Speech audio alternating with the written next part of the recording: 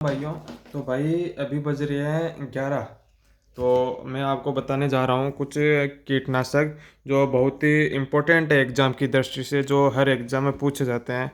जैसे कि एक तो क्रम याद रखो कि भारत के अंदर सबसे ज़्यादा कीटनाशी यूज में होता है, उसके बाद कवकनाशी यूज में किया जाता है, फिर शाकनाशी यूज में लिया जाता है।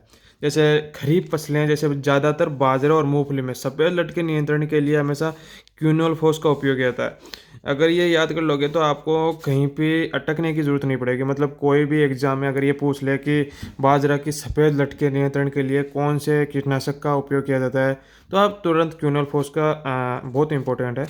और जो रबी फसलों में दीमक लग जाती है, जैसे कि ज़्यादातर गेहूँ हुआ, सरसों हुई, चना हुआ, इसके अंदर क्लोरोफायरीफॉस का उपयोग किया जाता है। रबी फसलों में दीमक के नियंत्रण के लिए क्लोरोफायरीफॉस का उपयोग किया जाता है। जैसे सफ़ेद मक्खी हुई, ज़्यादातर ये फलों में लगता है, फलों में।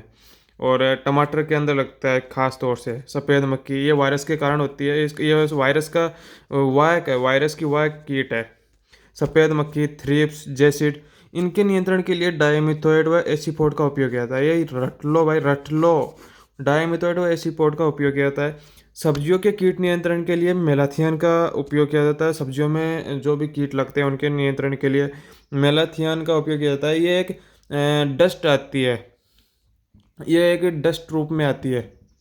फिर आती है सब्जियों में चेपा या एफिड, इसके लिए मिथाइल डिमेटोन का उपयोग किया जाता है। एक और है, एक है मिथाइल पेराथियन, जो खरीफ फसलों के कीटों जैसे कातरा हुआ, फड़का हुआ, इनमें किया जाता है। ये भी 2% डस्ट का, यानी मिथाइल पेराथियन, मिथाइल पेराथियन, इसका 2% डस्ट का उपयोग किया जाता है, खासतौर से खरीफ फसलों में। खरीफ फसलों के जो कीट हैं, कातरा हुआ, फड़का हुआ, इनके नियंत्रण के लिए किया जाता है। और बस, जय श्री राम।